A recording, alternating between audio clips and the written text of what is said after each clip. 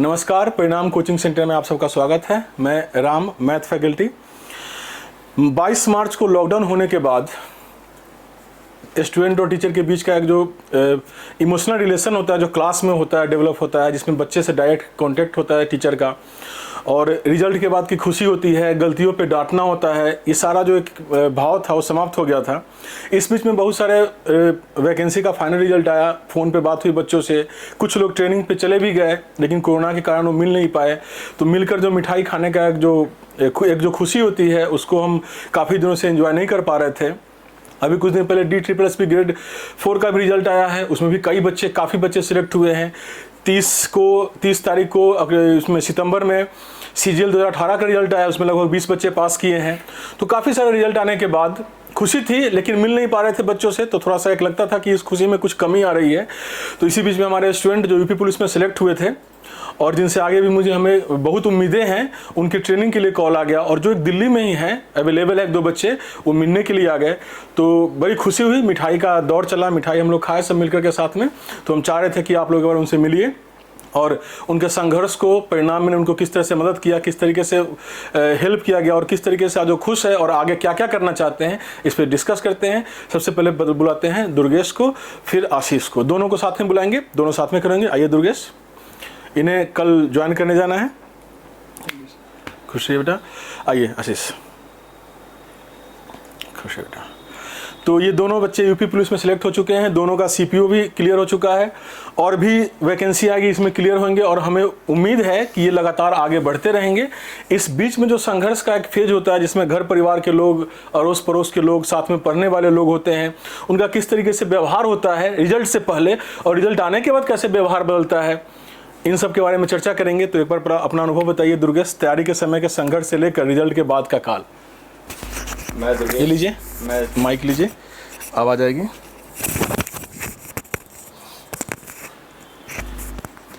मैं दुर्गेश दुबे, मेरा selection UP police में सिविल पुलिस में हुआ है, जिसकी ट्रेनिंग मेरी 6 तारीख से स्टार्ट होने वाली है। और मैं सर से 2015 में मिला था, लेकिन बीच में फिर काफ़ी गांव चला गया, तो उसके बाद एग्ज़ाम थे, जिससे मैं दूरी हो गई पढ़ाई से।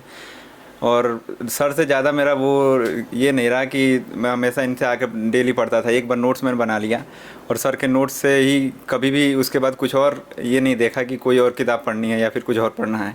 खाली नोट्स से ही पढ़ के अपना कोई पेपर, मेरे 2-3 पेपर निकल चुके हैं अभी तक, और आगे भी प्रयास कर रहे हैं सर के मार्गदर्शन में। बताओ, रिजल्ट से पहले का माहौल घर पे, पड़ोसियों के बीच, रिश्तेदारों के बीच कैसे थे, अब कैसा है? रिजल्ट से पहले तो सर चारों तरफ से यही था कि मेरे दरअसल 3 भाई हैं हम लोग, और पिताजी जॉब में हैं, और फिर ये लगता था कि ये लोग कुछ नहीं कर पाएंगे, दिल्ली में बस तैयारी कर रहे हैं, कुछ हो नहीं पाएगा इन लोगों का। और बड़े भैया का तो अभी हुआ नहीं है, पर वो भी लगे हुए हैं।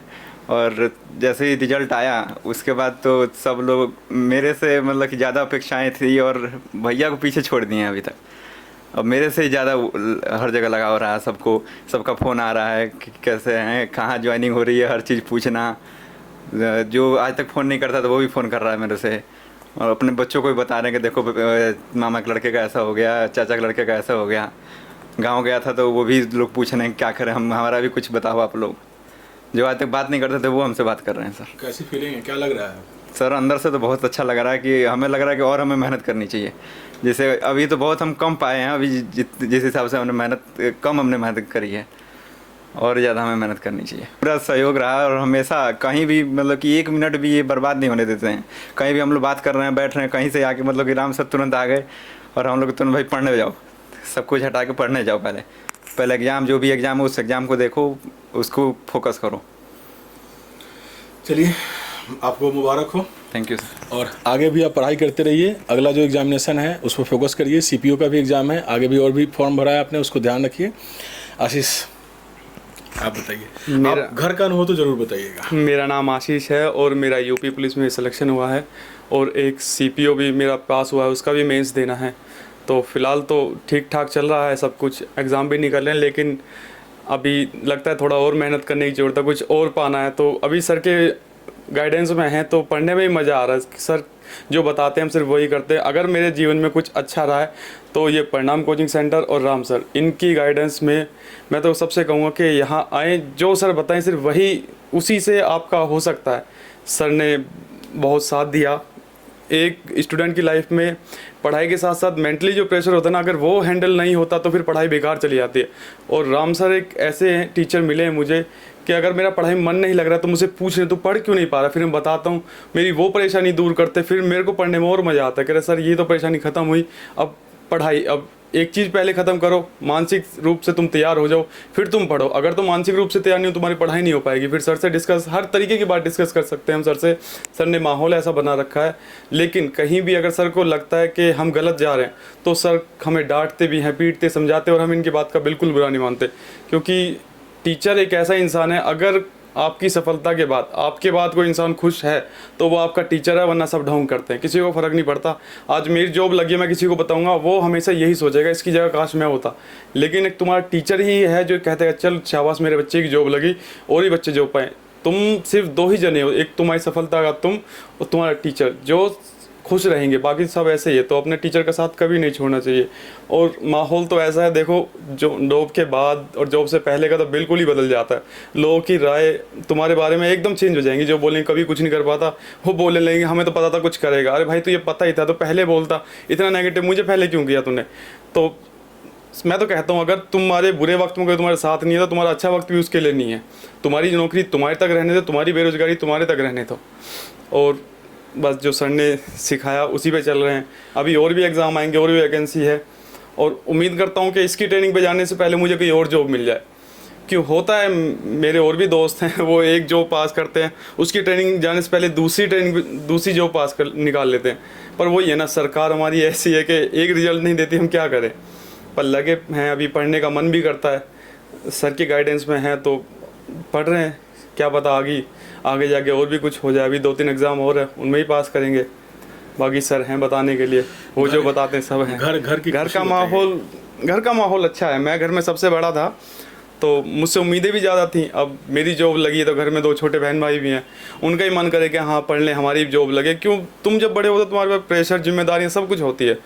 अब पापा तुमसे उम्मीद करते कि हाँ यार मेरा बड़ा लड़का कुछ करेगा, तो मैं इसकी तरफ से टेंशन फ्री होकर फिर छोटे वाले की तरफ ध्यान दूंगा। मेरा छोटा भाई है तो पहले मैं ही बेरोजगार था, मैं उसको क्या बताता। अब मेरी जॉब लग चुकी है, मैं थोड़ा ठीक कंडीशन में हूँ तो मैं उसको बताता हूँ भाई तू ये मत कर, मैंने जो गलतियाँ करी तू वो मत कर। मैं सबसे बड़ा था, मुझे समझाने वाला कोई नहीं था। मेरी किस्मत ठीक थी, मैं राम सर से टकरा गया, वो मुझे परिणाम कोचिंग सेंटर में लेकर आए, मैं इनकी गाइडेंस में रहा।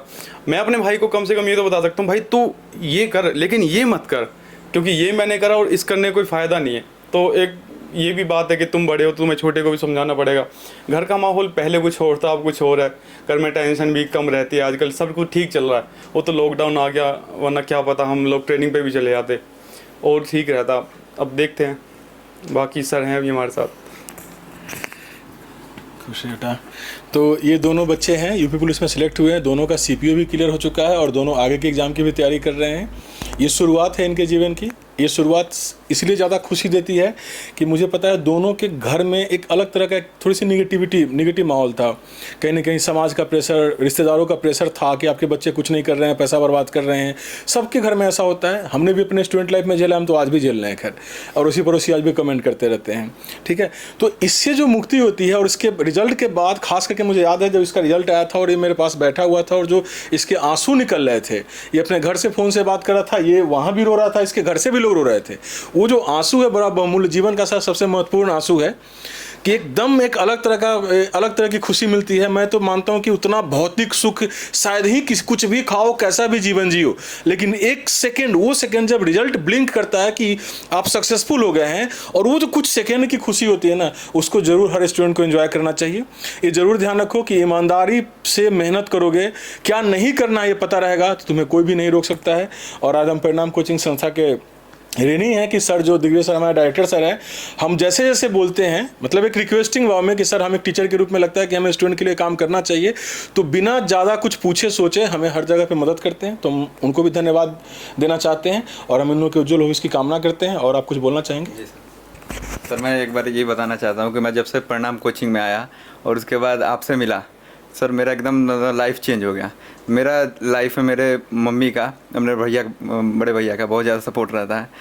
बड़े भैया मतलब कि गांव से पढ़े लिखे, फिर भी इनके पास एक जैसे आप हैं, कोचिंग में हर जगह आपसे बात हो जाती है। घर में भैया हैं और मम्मी हैं, मेरी मम्मी से मतलब गांव में तो दिक्कत होती है शुरू में, उनसे उभर के आई हमेशा अपने बच्चों को ऊपर। मम्मी के लिए मैं बहुत ज़्यादा वो हूँ जी, खुश हूँ। दादी भी हैं मेरे आपकी तो? दादी भी हैं, वो भी खुश हैं। मेरी मम्मी को सबसे ज़्यादा खुशी हुई थी जब मेरा रिजल्ट आया था, तो बहुत बढ़िया। पिताजी को भी हुई थी लेकिन मम्मी को ज़्यादा हुई थी। इसकी भी मम्मी बहुत खुश हाँ, थी। मम्मी मुझे एकदम याद है अभी भी जब भी सुनती हैं कि मेरे को जाना है, कोई भी बोलता है कि अब तो बच्चा जा रहा है, खुशी खुशी इसको जान दो, तो एकदम वो रोने लगती हैं तुरंत ही। उनको मतलब कि मेरे को भी अंदर तो नहीं हो रहा, लेकिन नौकरी है, जाना पड़ेगा। ये दिक्कत है ही। बताइए माता जी की फीलिंग आगे बताइए, क्योंकि अभी बहुत जुड़े हैं माता जी से अपने, बताइए। मेरी मम्मी थोड़ी ज़्यादा इमोशनल है, अब कहती रहती हैं यार तू कुछ कर ले तो मेरा जीवन सफल हो जाएगा। मम्मी थोड़ी इमोशनल है, अब तो कहती हैं कि यार तू चला जा बस ट्रेनिंग पे, यहाँ घर से निकल जाए, और अड़ोस पड़ोस सब ठीक है, बस नहीं बोला है मम्मी का सही। तो ये माँ पिताजी के प्रति जो एक लगाव है, और यही जो ईमानदार है, ईमानदारी का जो एक इमोशनल रिलेशन है, ईमानदारी सफलता की सबसे बड़ी रिक्वायरमेंट होती है। ईमानदारी से प्रयास करिए, आप सभी सफल होंगे। मिलेंगे हम लोग, अब कोरोना काल समाप्त हो रहा है और हमारे पास सिलेक्टेड स्टूडेंट्स जो हैं वो आते रहेंगे, और जब भी वो आएंगे तो हम लोग लेकर के उनको आएंगे आपके लिए।